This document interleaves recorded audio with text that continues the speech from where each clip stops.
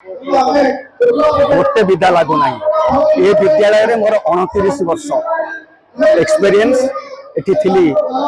assistant teacher eighty headmaster बहु पिला पढ़ई से पब्लिक पिला अभिभावक ठारू जी स्नेह श्रद्धा सम्मान पाई मो जीवन में भूली पारि ना ये विद्यालय को भूली पारि ना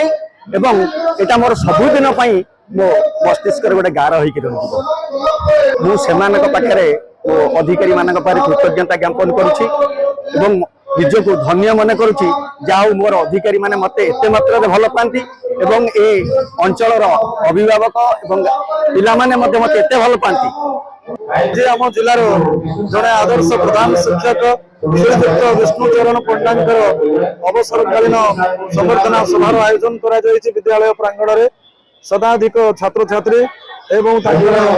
जो माने बंधु शिक्षक शिक्षयित्री विद्यालय परिचालना कमिटी सहित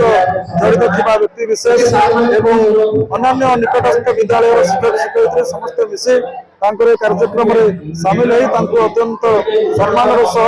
आनंदर सहित विदाय देवार कार्यक्रम कर सामिल होती तेणु आशा करवर्ती जीवन सफल साक्षर बीतव भल प्रधान शिक्षक भाव में ख्याति रही